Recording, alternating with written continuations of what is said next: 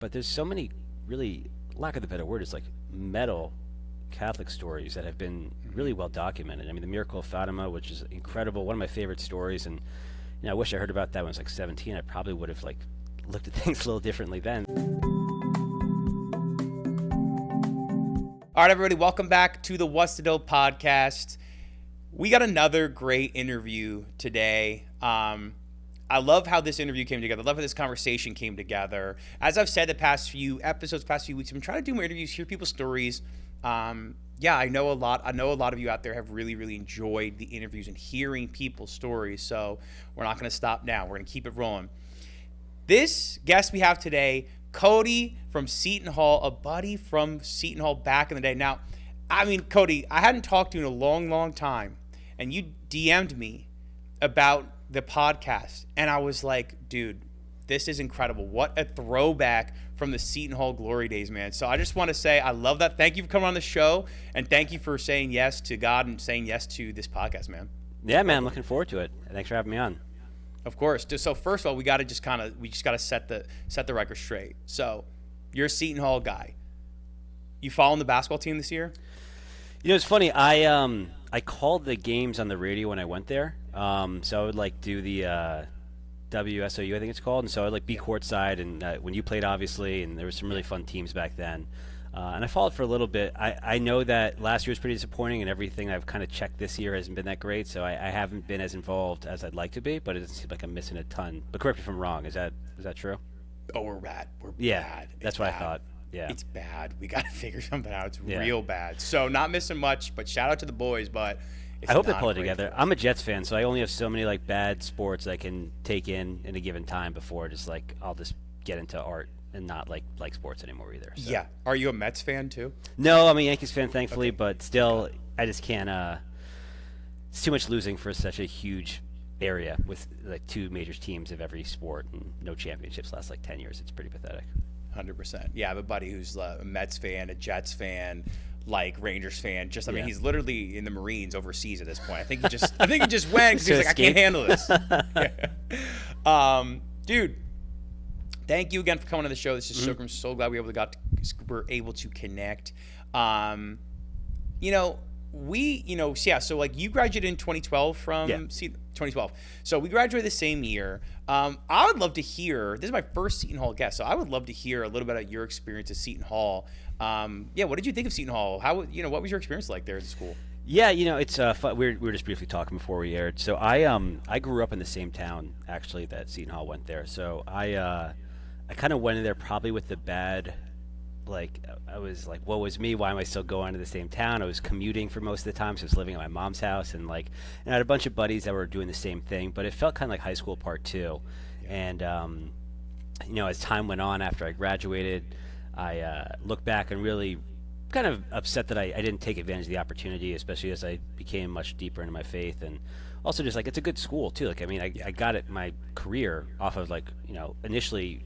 Like entry-level job like everyone else because I had a degree here and did a couple internships associated with the school. So I definitely appreciated the time there. I wish I kind of appreciated it more and took advantage of a lot of the faith opportunities that were going on, but it just wasn't right for me. But some of my best friends are from there, and I have a lot of love for the university, and I kind of, if I could do things over again, I probably would have been painted a lot more blue and white than I was when I went, for sure.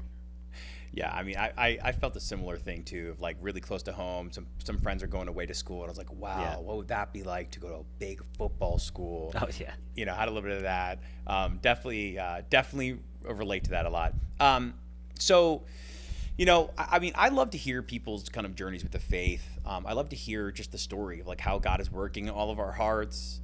Walk me through a little bit about maybe your faith journey as a kid, high school, college, kind of post-grad. Like, what was that like? Did you grow up Catholic? Did you not Catholic? Yeah, what was that like? Yeah, I appreciate the question, and it's interesting for me to answer that. My father was Catholic, and he his mom was an immigrant from Poland, and his dad was from Ireland, and so those are two huge like Catholic ethnicities that really kind of keep that as a rock of their faith, that especially as they immigrated over America, and most of them had like 15 kids, and they were kind of like dealing with being poor and all that, and keeping that faith really got them through those tough times. And then, I don't want to speak for everyone, but I feel like a lot of that generation, kind of that boomer generation, they kind of looked at faith a little differently. Like I feel like for them it was kind of, you're going to be Catholic, that's what you're going to do. Right. And I know from my dad's experience at least, he grew up in Jersey City and it was a pretty rough area, and the nuns were really rough to him. And the Catholic school was tough, and it wasn't as loving as it is now. And so he kind of had a negative taste in his mouth for it. So I wasn't baptized when I was a baby. I remember I was probably in like 4th grade, and I had a lot of other buddies that were going to CCD and getting ready for the communion, and I was like, wait a minute, like, I'm Irish, like, why don't I do this too? Mm-hmm. And my parents said, we want to let you kind of figure it out first. And so I was like, all right, yeah, I want to get started. So I actually got baptized on my own accord when I was in 4th grade. Wow. And then joined CCD afterwards. And then around the same time, my dad got really sick with brain cancer, and it was pretty aggressive. He died within like 18 months of the diagnosis, and it was tough. I mean, like, as you can imagine, as a 11-year-old dealing with that. And I didn't really understand Catholicism for what it is now, but I liked having that peace and that center to be able to like ask for help, seeing a lot of things I think would be tough for a lot of 11-year-olds, of like your mom becoming a single mom and dealing with 2 kids, like when that stuff's going on. And so I kind of try to keep that as my center. But my mom wasn't really religious, and after my dad passed, it was kind of like on me to continue going to church. So I did it for a few more years of like, hey mom, I want to go. I just got my communion and started taking classes for CCD. But then I was in high school, and I was like, all right, I'm playing sports, I'm talking to girls, and like, why am I waking up 8 o'clock in the morning for this? Like, if no one's forcing me to go. And I kind of left, and I still prayed every night, and I still consider myself a Catholic, but I wasn't like, living the sacraments by any means or doing anything like that. And I would have little times of touching and going from there. I mean, consistently throughout my life, I still prayed every night before I went to bed, and asked for, I'd say like, please look over my father's soul, and like, please keep my mom safe, because I was terrified. I still am. My mom's still with us, but like terrified to lose my mom, especially as like a kid and being like an orphan essentially. And then, just wanted to grow older and be healthy. And obviously I was pretty scared of getting cancer myself, because I saw my dad do it. So I, didn't want to get sick either. So, stuff like that, I was just really was looking for some sort of protection, if you will.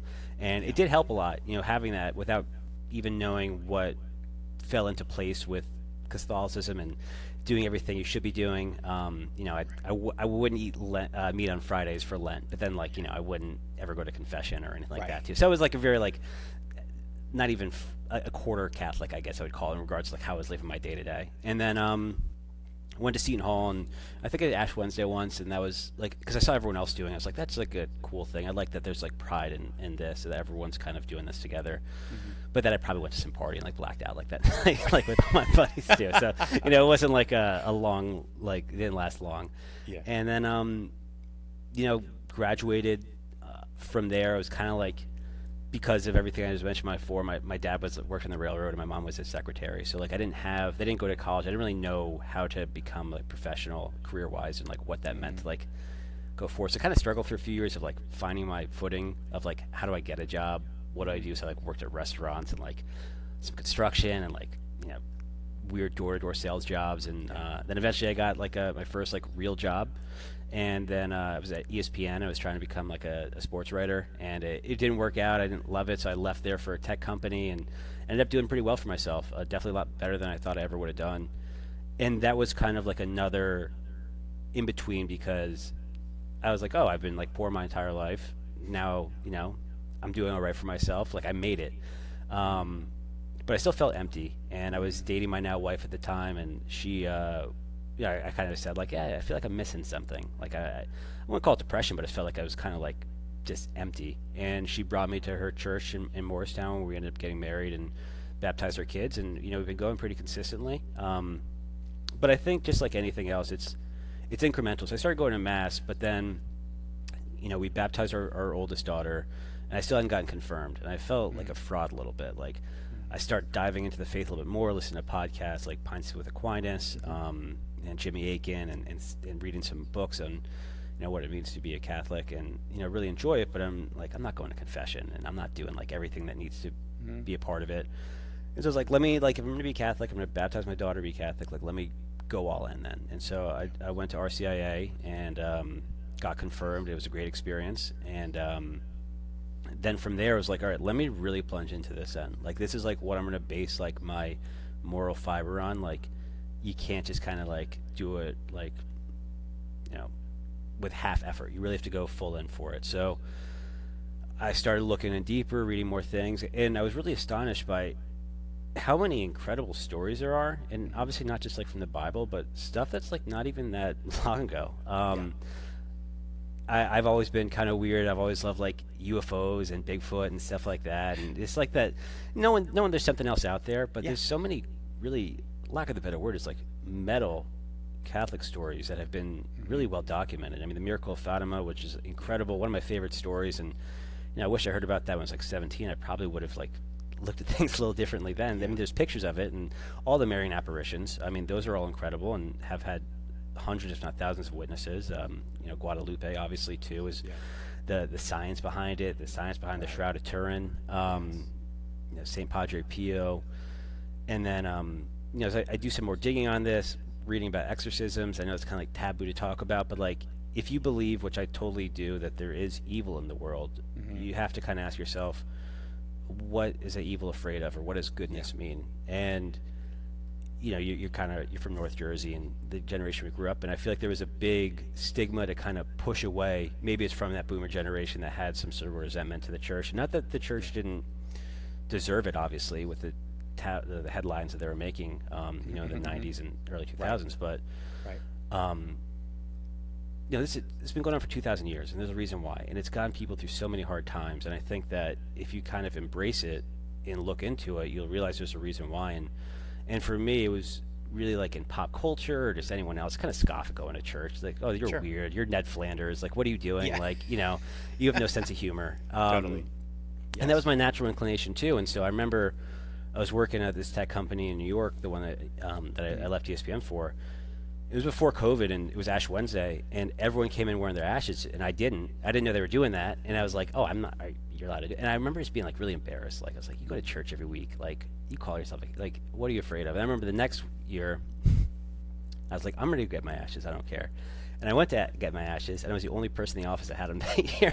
And I was really, I was like, guys, like, what are you doing over here? I thought we were doing this. Yeah, 100%. And the second thing, I was like, you know what, that was good. That was like what you should, what it's all about. And as I've come to learn more about that day and what it means and just the message of it, I think it's beautiful. And it's one of my favorite days of the year just because of what it represents. And, one thing that I think the faith really does kind of do is it reinforces that, death is going to happen to all of us. And it's important to kind of keep that in mind. And I think there's so many distractions in a day-to-day that can kind of, I think, intentionally get you to not remember that. And so for me, it's just kind of been a long-winded journey, and I'd say now it's definitely, my faith is the strongest it's ever been. We just baptized my youngest daughter a couple months ago, and congrats. I appreciate it. Yeah, it's great, and it's gone to like, okay, you have these habits in place, how are you going to start it? So I'm going to start with like a couple of morning prayers every day. Am I going to do a rosary every day? And then if I have those structures in place, it makes everything else of like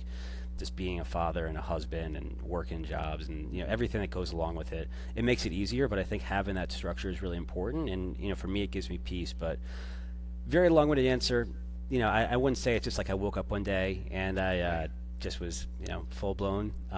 It was definitely a process over years, and probably wish it happened sooner, but couldn't be happier that it happened now. And now I can't get enough of it.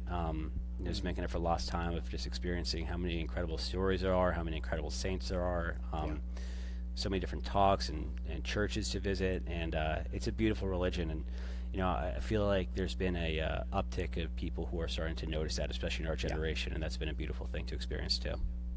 100%. I mean, it sounds like you had a lot of agency and a lot of ownership, though, of your faith, even as a kid. I mean, fourth grader wanting to be baptized, like you got baptized as a fourth grader? Yeah.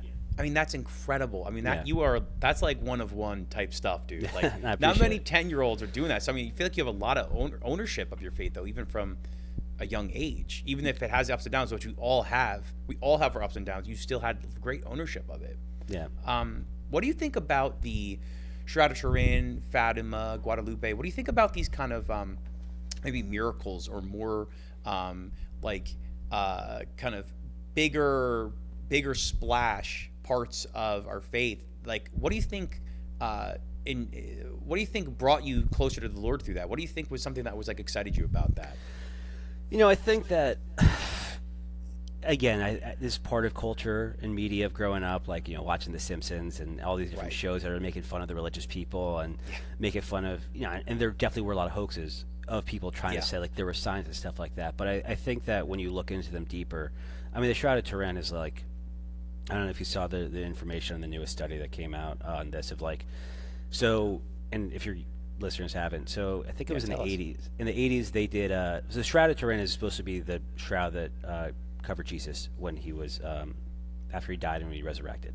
And there was carbon dating done in Italy in the 80s of it because it's been passed along for centuries, and they wanted to see if this was true or not. And so, obviously, over hundreds of years, there's been a lot of patchwork done and everything too. So they did carbon dating on one of the patches that were done from it, and it says it was from the 1400s, so it wasn't 2,000 years old. And so it's kind of like open and shut case. All right, that's fine. Netflix even did an episode about it a couple of years ago about how there was a lot of people that said it was real, but it's not because of this carbon dating.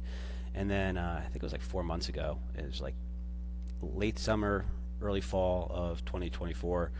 They did another testing, and a different part, it wasn't like this patch or whatever, and they found out that it actually was from like 2,000 years ago. And the way that it looks, you can see the face of Jesus, and you can see hands with the nails in it, and like the markings of the nails in it and everything. And so it's either, let's say it's a 1400s or whatever it is, like they found a way to make it's essentially a photo negative on a cloth back then when they didn't have cameras or light bulbs or anything like that. Right. Or it's Jesus. And so I think like stuff like that, obviously it's incredible and it's great to see. I also look at it as like, this is a sign. Let's wake up a little bit. Like, back in the day, a couple generations ago, hearing these stories and reading the Bible from your grandparents would be enough to get people to become faithful and devoted believers. And then, not to say there's no reason for it, but we just have so many distractions now. You can pick up your phone and day goes by, and I'm just as guilty as anyone else, but like it's easy to get distracted and not focus on what's really important. And so I think for me, seeing things like that, it's a good reminder that this is real. At the end of the day, it's important to make sure you have a good scope on what's true, and to me, and to what I think is right and what I know is right in my heart. It's Jesus' message, everything that the faith teaches. So I think it's important. Fatima is different too, because that wasn't as disputed. I feel like that's pretty well documented that happened. I mean, there's pictures of it. Right. And I think the last time she showed up, there was like 10,000 people in Portugal seeing her. And so, that's just an incredible story that I kind of wish was more well known. I'm surprised there hasn't been like a really, I'm actually not surprised Hollywood would make that, but like it's the kind of thing there should be a huge movie about, because it is such an incredible story. If your listeners don't know, definitely please look into that. It's one of the most incredible Marian apparitions out there, and it really just speaks to how true and real our faith is. So things like that just kind of, for me at least, they're eye-opening. As every day I'm taking a little bit more steps in my faith journey of like, all right, I'm going to Mass. I feel better when I'm doing this. I'm taking communion. I feel better when I'm praying after taking communion. I'm not sinning. I'm living in grace. I'm feeling much better when I'm doing this. If I do sin, I'm going to confession, and I'm back in grace, and I feel better doing that. And as you're doing all these things along your own personal journey, while you're also researching about these incredible miracles that are happening, I think it just kind of just solidifies and cements it even further. Yeah. And like you saying it's true and it's real, that I feel like is such a hang up for a lot of people, where it's easy to say this stuff isn't true. And the rise of science, like science, this is true, and science is great. Like the Catholic Church, we welcome science. Why? Because science has only proven more and more miracles, only proven more and more life, only proven more and more these things that we believe. It's actually only brought our truths more to the forefront, that they are true. No, to your point, I just wanted to pull this quote real quick, 'cause it's one of my favorite ones. I wanted to get it right. So this is from Werner Heisenberg, who Walt White named himself after in Breaking Bad, but famous scientist. And he said, the first gulp from the glass of natural sciences will turn you into an atheist, but at the bottom of the glass, God is waiting for you. And I think that's really important, just to kind of like, obviously, I don't think they need to be one hand or the other of science or religion, but I think Right. ultimately, if you look into it enough, it's like, okay, at the end of the day, there's something more to it, and I think it's pretty hard to deny that if you're just looking at it from an objective point of view, and it's important to kind of keep that in mind. 100%. I love that quote. Can you, like, what has been your experience about like a personal relationship with God, a personal relationship with Jesus? You know, as Catholics, we kind of we have our way of life. You know, our church, our Bible, our magisterium, how we kind of like hear the faith, walk the faith. I feel like something that's not super passed down, or something that isn't as common as it should be, and something that I try to talk about on this podcast is that personal relationship with Jesus. You know, this relationship where you can go to the Lord and talk, and he wants to build a relationship with you. And most of all, he wants us to know him. Yeah. What's been your experience in a personal relationship with Jesus? Yeah, no, I mean, it's a great question. I couldn't agree more. I think it is important, and I think sometimes it sounds so. If you're not someone that's living in the faith, it could sound so insurmountable. Like, what do you mean? Do I call him? Like, how does this work? And I think it's just like anything else. If you just kind of keep it simple and don't overthink it, you know. One thing I like to do, this sounds stupid, but like I just like to sometimes drive around and just talk to myself. Like, not like, but just like talk what's going on, how are you feeling? And I think that in a way, I feel like that's me talking to Jesus and God, and just like what is on my conscious, what's in my soul right now, what am I struggling with? I mean, you know, when you're a father and a husband and you have a house and everything like that, and you have a job, it's like there's so many stresses in the day to day, and sometimes it's good to just like be able to kind of take note of what's going on. How are you feeling? What should you do if you have a decision to make, or like, are you addressing this the right way? And I think really having that objective point of view is important. And for me, that's just how it works for me. And obviously, you know, prayer too. Doing the rosary every day has been huge for me, just in regards to like keep me centered and grounded and more relaxed. And so I can't recommend that enough. If you know, I'm assuming that anyone that's listening to this is Catholic, just pray the rosary every day. It's going to be tough the first few days, but you'll get a hang of it, and you'll really see the benefits of it pretty quickly. And you know, that's been something that's really helpful for me, to be able to find my center and to be able to really feel like I have a good understanding of what God wants me to do.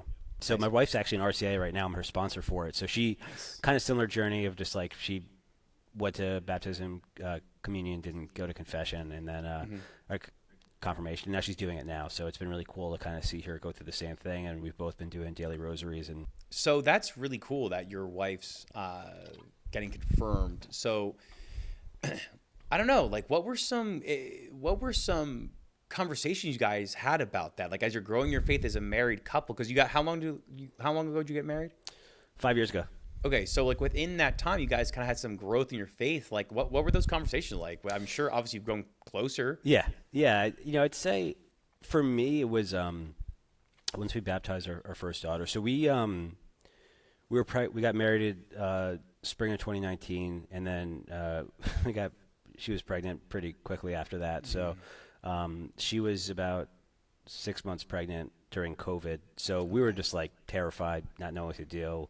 We were living in an apartment, and like, that's when I really like, okay, let's pray together. We started doing the rosary together, and it became a really important foundational piece of our life, just to have that centered. And obviously we prayed together every night, but I think that just slowly we'd start doing more things that were in faith. We'd go to church every Sunday, but it was like, all right, it's a whole day of obligation. Let's go to, like, let's do this. It's, it's Good Friday. Let's call off work and let's go for the Mass. I know it's 3 hours long, but it's important that we go. Right. And like, we kind of hold each other accountable for that. And then, once our children came, and getting them involved in the church too. And, I know you did an episode on this recently, but I think it's really important to bring your kids to Mass. I just brought my wife's not feeling well, so she stayed at home with our oldest, and I brought the baby to church today, and she pulled she's 10 months old. She pulled a girl's ponytail that was sitting in front of us. And it's like, but everyone's understanding. I think it's, what's a catchphrase? The church isn't crying, it's dying. And I think it's important. And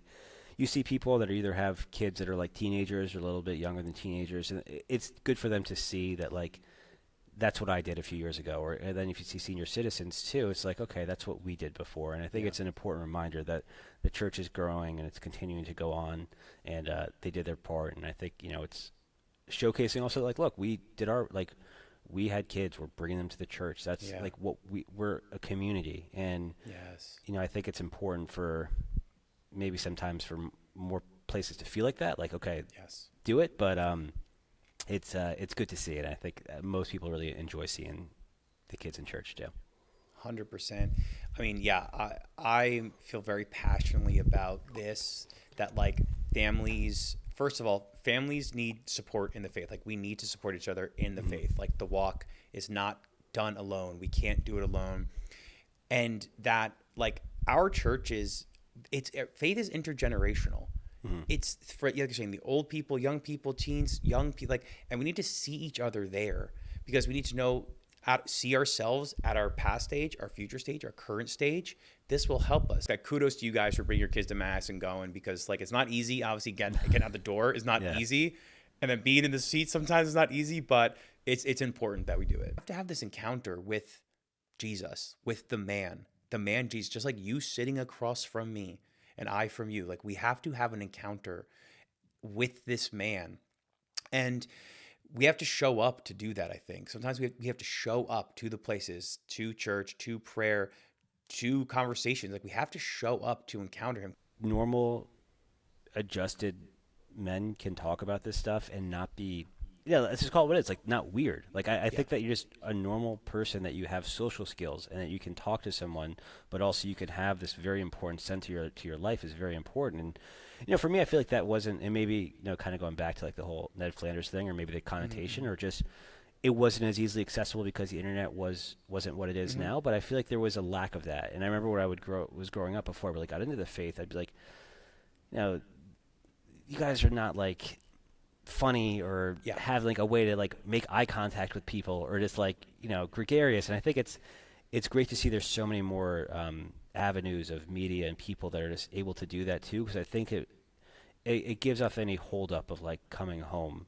And for most young men, even older, I mean, like everyone wants to be liked, and I think sometimes they're just like in a friend group and you're 14 and most of your friends are not going to church, or they kind of stop going. You're like, yeah, actually, I'm going to mass today. You're worried of getting like chastised. Like, what are you talking about? Like, what are you like? Get the jokes and everything. And I think being able to say, yeah, I am, because it's what I like doing. And ultimately, I imagine they probably get more respect if they were a little defiant. But everyone's afraid of not fitting in. And I think if you're able to showcase that, like, yes, you can be a normal person, but have this very important part of you, it'll attract more people back to the church. And I think that might have been the issue with just people might have been leaving for having the wrong perception of things back in the day. 100%. That is so well articulated. I have a priest that married us. He's incredible, and he's he did a homily a few months ago talking about like how he doesn't even want to know anyone's job title, because it doesn't matter to him. He just wants to know if they're a good person or not, if they have God in their heart. And that took a lot with me, especially like I worked in New York for 15 years, and it's such like a status kind of thing. Like, who do you know? How much are you making? What do you do? And like, it's such a gross world to be a part. It's so ungodly. It's just like it's the complete opposite of it. And I think it's important to really just like focus on what matters and what's important, and like, who are you? What are you about? Like, values, everything like that, I think is really at the end of the day what matters, as opposed to like all this ancillary stuff that we just like focus on that doesn't matter at the end of the day. If you're in your deathbed, no one's going to care about like how much you made and like senior project man. Yeah, exactly. Wow. Nurse, give this guy another thing of morphine. He was a senior project. He's going to live 2 more weeks now because of his promotion like 4 years ago. Yeah. Incredible. Tell me about being a father. Like, how has being a father kind of affected you the past 5-6 years? Yeah, man, it's interesting. I never thought I'd have girls, and so like I didn't grow up with sisters. So I was like, I remember the first time we did like a gender reveal, and I was like, oh man, like I wanted like a football player, and like I wanted all this, and then like it's been the best thing ever. Right. And I just like, she's got me like wrapped around her finger, like I'm just obsessed. But it's also like, as my oldest is getting older, she's 4 years old now. Like I really start to think about like, all right, who are the women that I grew up with that I really look up to and want her to be like? And I try to analyze like, what are some things about the personality traits they did well, and what are some things that like, on the flip side, like what are some people like some women I don't want her to be like too, and like how can I try to help make sure? I know she's only 4, but I think it's really important, especially if do you have girls or you have a boy? I have a daughter. Okay, son yeah. and So a daughter. you know exactly what I'm talking about. Yeah. So you want to like make sure that you're in their lives and guiding Yeah. them and being that strong presence. And so for me, it's like I forget where I heard this, but they said the best thing about being kids is it makes you want to become like the best version of yourself, and I Mm. couldn't agree more. Just being the best example, and so it's a lot of self-reflection, and the good thing is I think a lot of Catholicism, especially like when you're like doing like moral inventory before you go to confession and stuff, Mm. like you're already kind of used to that, but it's just like at a different level to like Hmm. what does this represent to like what's good behavior, what's bad behavior for her, how can I make sure I'm the Right. best example, and that's something that I've tried to be like mindful of and continue to think of. And now that I have two girls, it's just like, well, this is just going to keep going. And we have another kid, I'm sure it'll be another girl. So, just kind of keeping that in mind. But it's great, man. It's wonderful bringing them to church. It makes Mm. everyone around us happier too to kind of see that the faith is continuing to grow. And Mm. I love whenever I see people with families and kids in at church too, because it shows that like this doesn't just stop with us. There's another generation that'll be doing the same thing, and I know that churches seem a lot more full than they were when Mm. I was going to mass as a kid. Even when I was going to mass before COVID, they seem a lot fuller. And now I don't go to confession that frequently, just because knock on wood, I'm like usually in a state of grace. Whenever I do, the line's like almost at the door, and that's an incredible thing for Mm. me to say. Usually, it's teenagers or kids in their 20s, and that means they're taking it seriously and Yeah. definitely living a life better than I was at that time. But that just means that the message is getting out there more, and that makes me really happy to see. Yeah, man. That's yes, such a good witness to see. So, and in mass, how are the girls in mass? How do they? They're terrorists, man. They're terrorists. The oldest is fine. She so when I got confirmed for RCIA, my Yeah. my oldest was 2 when my wife was pregnant with her second, and so the way that my church does it is when they're doing catechumens for RCIA to get sponsored, you walk around with the priest. You do a couple laps around the church, holding candles. They turn the lights off. It's Easter Saturday night, so Mm. it's a beautiful ceremony. There's a orchestra playing and everything. But my daughter kept seeing me walk away from her with candles, so the entire time she's just screaming like "Daddy, Daddy!" and like it's like kind of throwing out the mood a little bit. But I can't leave because it's a procession. There's so Yeah. many people involved. There's about 15 people in my class, and Yeah. everyone has their sponsors, and then the priests and deacons and everyone. And then so finally, when I went up and had the oil anointed, she like ran up and jumped in my arm. It was actually like it seemed like a scripted moment almost. Yeah. And thank God I caught her because I was kind of worried because I was holding a candle in one hand and had to catch her with the other, but I did. And but it was great. And the baby is a lot though, but Yeah. it's what are you gonna do? How about you? How are your kids in mass? Yeah, I would say we sometimes get the you guys are really good parents. After mass, we're like, wow, they must have been terrible because like we'll have, people who have teenagers be like, it gets better. Trust me, it gets better. We're like, dang, they were that bad because like they're actually today we're recording this on a Sunday. They were actually probably the best I've ever been. So one kind of final question, one kind of point something because I've loved hearing your story and I love kind of hearing your like point of view on our church and our faith and the coming back to it, like that perspective, like, hey, like this is something that helps me in my life. This is like a good thing that I'm not just doing this because I'm told to do it. What would be like a piece of advice?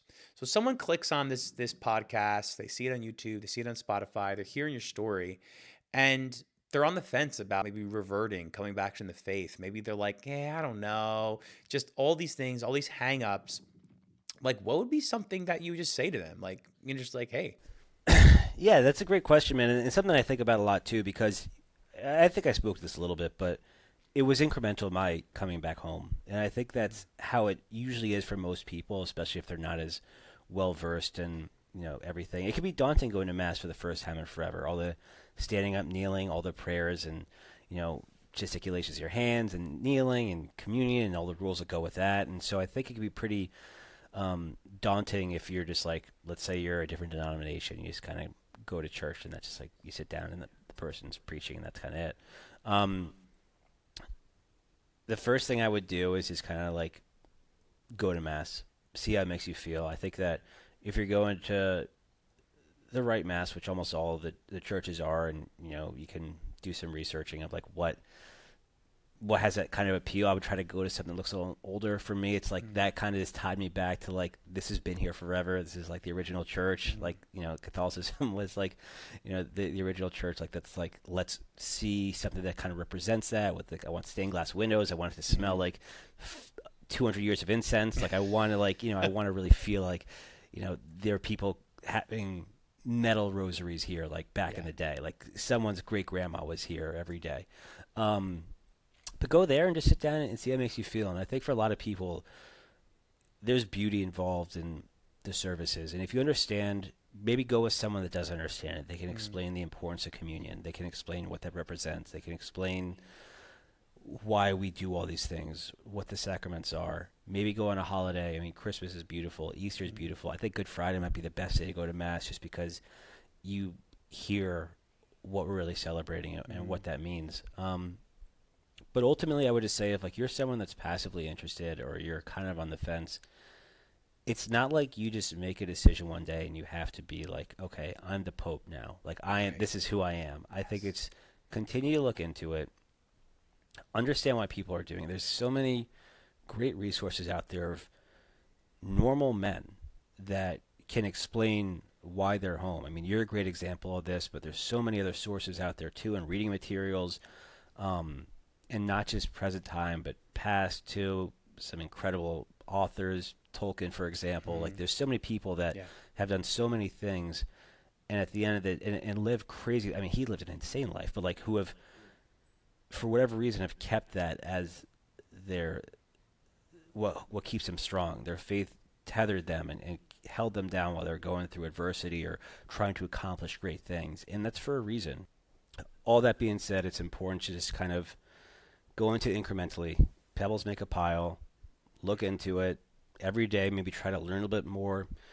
Try to go to Mass every Sunday. Make Catholic friends with other men. Make friends with other Catholic men that can explain it to you in a normal way, and can explain how to live life in a state of grace. And so, I think it's a process, but it's the best choice you'll ever make, and it's one that.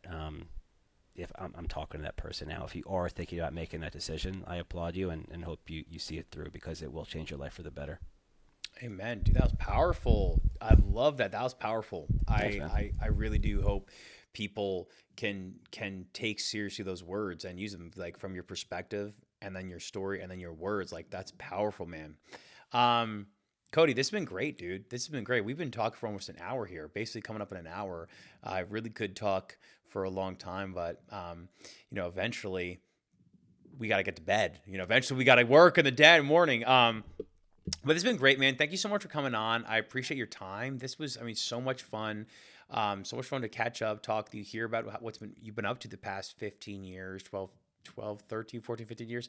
But yeah, I really appreciate your time. I really appreciate your story, and just like really inspiring to hear your story. Like, I really hear God working through you, and I'm inspired to be a better man hearing your story, man. Oh, thanks, man. I mean, look, dude, I couldn't be happier to see what you were doing when I looked you up. I was like, hopefully this guy's just like living through his glory days and just like, I was on Sports Center like 13 years ago. Like, no, man, what you're doing is incredible, for real, and your podcast is great. I really appreciate you having me on, and I really enjoyed the conversation, and I'm so happy to see this is, what you're choosing to pursue. I think this is ultimately, fighting for the greater good. So I'm really happy to see that you've been doing this, and thankful you had me on, man. It was a great time.